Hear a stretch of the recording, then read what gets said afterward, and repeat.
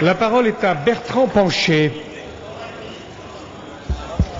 Voilà, Monsieur le Président, ma question s'adresse à Monsieur le Ministre de la Défense. Monsieur le Ministre, la Cour d'appel de Paris a rejeté vendredi dernier les demandes d'indemnisation de 12 anciens militaires atteints de maladies mortelles causées par les essais nucléaires de la France au Sahara et en Polynésie.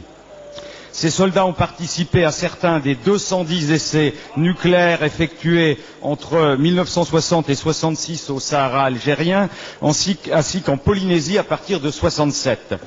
Pendant trop longtemps, notre pays s'est abrité derrière le secret défense pour masquer sa responsabilité évidente dans ce drame humain qui a concerné plus de 150 000 travailleurs civils et militaires. La France, au lieu de reconnaître cette catastrophe sanitaire et d'en tirer les enseignements en termes de soins et d'indemnisation, l'a nié. Elle a, par voie de conséquence, contribué à alimenter les peurs et a ainsi renforcé les oppositions au nucléaire.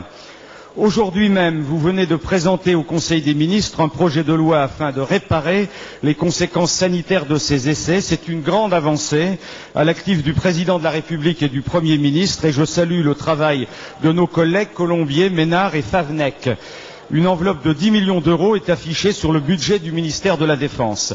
Cependant, le président de l'association des vétérans des essais nucléaires craint qu'un grand nombre de victimes, et notamment celles concernées par les cours d'appel de Paris, soient exclues de cette loi. Je souhaite par conséquent tout d'abord savoir si les sommes prévues seront suffisantes à leurs indemnisations, si tous les militaires civils et civils seront bien indemnisés. J'aimerais également disposer de précisions sur les conditions de transparence des procédures de reconnaissance des victimes, ainsi que de la question de l'indépendance du cabinet travaillant sur la situation sanitaire.